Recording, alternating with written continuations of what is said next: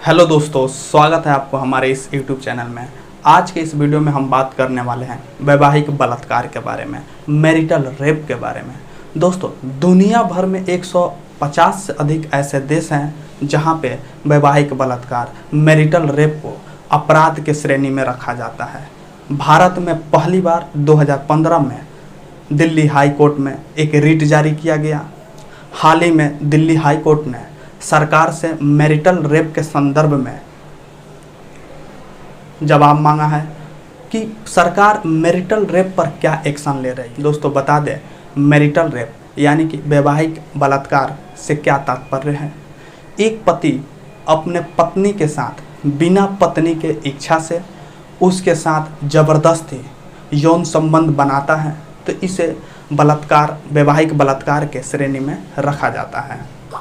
दोस्तों, हमारे देश में आईपीसी के धारा 375 के सेक्शन 2 में यह बात स्पष्ट लिखा गया है कि यदि कोई पति अपने पत्नी के साथ बिना पत्नी के इच्छा से, बिना पत्नी के सहमति से उसके साथ यौन संबंध बनाता है तो इसे बलात्कार के श्रेणी में नहीं रखा जाएगा। यानी कि यह अपराध नहीं है हमारे देश में।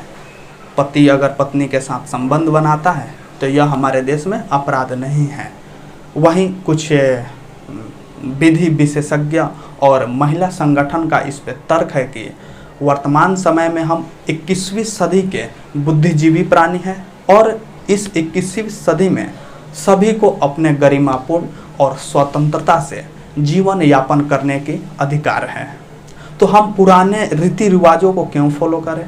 अगर आपके समाज में अगर बात किया जाए कि वैवाहिक बलात्कार एक अपराध है तो बहुत सारे पुरुष इसका विरोध करते हैं और कहते हैं अरे ये कैसी बकवास की बातें हो गई। भाई, हम उनसे कहना चाहेंगे कि आप किसी से शादी किए हैं, वह आपकी पत्नी ही क्यों ना हो, उसकी भी कोई इच्छा है, उसकी भी कोई अपनी स्वतंत्रता है, गरिमा है। आप उसको वस्तु की तरह क्यों ट्रीट करेंगे। वह वस्तु तो नहीं है, वह भी ह्यूमन है, उसको भी अधिकार है। तो इसमें कुछ लोगों का तर्क दिया जा रहा है कि वैवाहिक बलात्कार को एक अपराध के रूप में रखा जाए, तो किन्हीं का तर्क है वैवाहिक बलात्कार को अपराध के रूप में नहीं रखा जाए। तो अब इसके तर्क के बारे में बात कर लेते हैं। इसमें लोगों का तर्क है कि महिला को भी अपने गरिमापूर्ण और स्वतंत्रता से जीवन यापन करने का अधिकार है। इसमें उसकी गरिमा और स्वतंत्रता का हनन होता है। वहीं महिला सशक्तिकरण का भी इसमें विरोध होता है, उसका भी हनन होता है। वहीं अगर बात करें पितृसत्तात्मक समाज जो है हमारा, शुरू से ऐसे ही चलता आ रहा है, उसका भी प्रभाव इस पर देखने को मिलता है।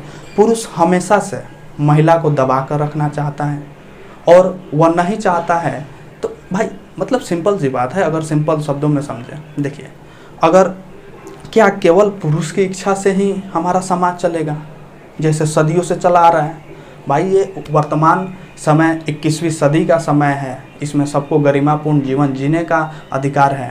तो हम पुराने रीति रिवाजों को क्यों फॉलो करें। क्या महिला का इच्छा और उसकी सहमति का कोई मतलब नहीं बनता हमारे समाज में।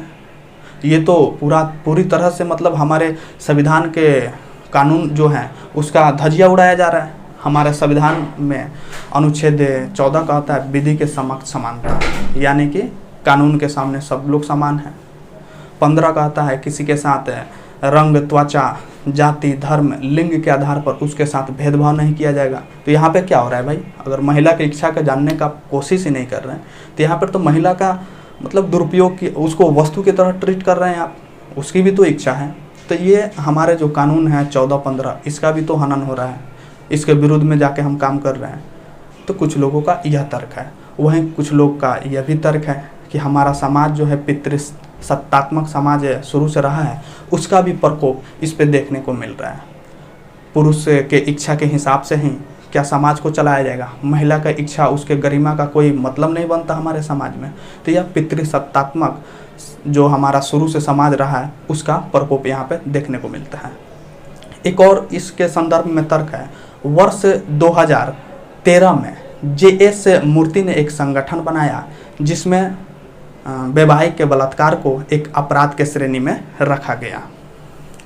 तो कुछ कुछ लोगों का इसके विपक्ष में भी तर्क है कि वैवाहिक बलात्कार को अपराध के श्रेणी में नहीं रखा जाना चाहिए। इसमें सबसे पहले हमारा सरकार का क्या तर्क है, आइए जानते हैं।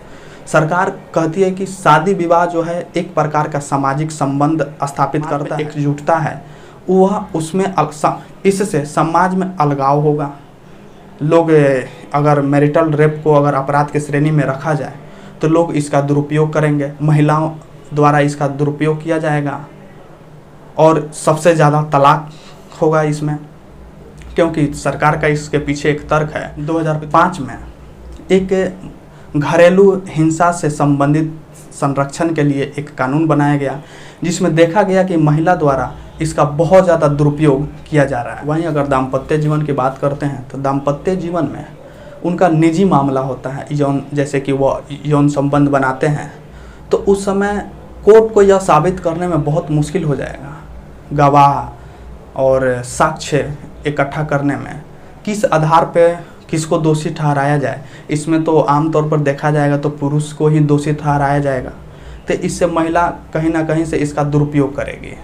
तो यह सरकार के तरफ से तर्क है। लेकिन इसके विश्लेषण और इसके मतलब कि निष्कर्ष की बात करें हम, तो मेरा ऐसा मानना है कि जितने भी बलात्कार, ये वैवाहिक बलात्कार से संबंध में जितने भी चुनौतियां हैं, उसको सबसे पहले विधि विशेषज्ञ और महिला संगठन के द्वारा और कुछ अन्य जो कि कानून को स्थापित करते हैं, कानून बनाते हैं, उसके विशेषज्ञ हैं, उनके द्वारा इसके चुनौतियों को पहले समाधान करना चाहिए, इसके चिंताओं के ऊपर वर्क करना चाहिए। उसके बाद अगर हम 21वीं सदी में अगर हैं, 21वीं सदी के प्राणी हैं, तो यहाँ पे सबको गरिमापूर्ण जीवन, स्वतंत्रता से जीवन यापन करने का पूर्ण रूप से अधिकार है। तो चुनौतियों को समाधान करें, उसके बाद मैरिटल रेप को एक अपराध के श्रेणी में रखा जाए। बाकी आपका मैरिटल रेप के संदर्भ में क्या नज़रिया है, क्या आप सोचते हैं इसके बारे में, कमेंट सेक्शन में ज़रूर बताएं। तब तक के लिए जय हिंद, जय चंपारण।